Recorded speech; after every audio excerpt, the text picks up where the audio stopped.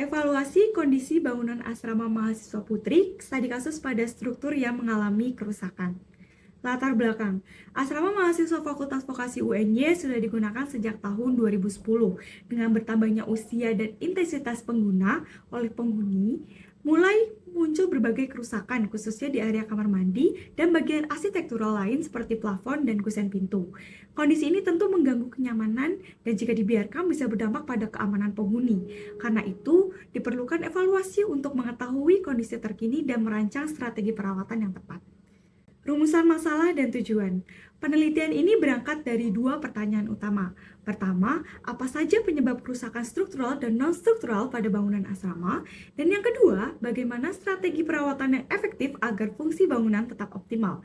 Tujuannya adalah mengidentifikasi penyebab kerusakan serta menyusun strategi perawatan yang bisa diterapkan, baik secara preventif maupun korektif. Metodologi penelitian. Metode yang digunakan adalah observasi visual langsung tanpa alat ukur, dikombinasikan dengan studi literatur. Analisis dilakukan secara deskriptif kualitatif dengan menyaring data dari lapangan dan teori yang relevan. Salah satu alat analisis yang digunakan adalah fishbone diagram yang membantu memetakan berbagai penyebab kerusakan secara sistematis. Hasil observasi kerusakan. Hasil observasi dibagi menjadi 3 komponen, struktur, arsitektur, dan utilitas. Struktur utama seperti balok dan kolom masih dalam kondisi baik, namun ditemukan kerusakan ringan hingga sedang pada dinding, plafon, pintu, saluran air, dan wastafel. Artinya, meskipun struktur aman, aspek kenyamanan dan fungsi bangunan terganggu karena kerusakan pada elemen-elemen pendukung. Penyebab dan strategi perawatan. Penyebab kerusakan dipetakan melalui fishbone diagram dan mencakup kurangnya pemeliharaan oleh pengelola, rendahnya kualitas material saat pembangunan awal, serta intensitas pemakaian terutama di bagian kamar mandi.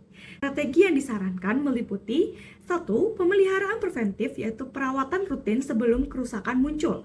Yang kedua, pemeliharaan korektif yaitu perbaikan setelah terjadi kerusakan. Yang ketiga, pemeliharaan prediktif dengan mengandalkan data kondisi bangunan.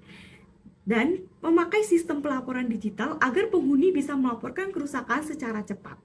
Kesimpulan dan saran. Kesimpulannya, struktur utama bangunan masih aman, namun kerusakan non-struktural perlu ditangani segera untuk menjaga kenyamanan dan fungsi bangunan. Saya menyarankan agar pengelola melakukan perawatan secara terencana, menerapkan sistem pelaporan digital, dan melibatkan penghuni untuk deteksi dini kerusakan. Terima kasih.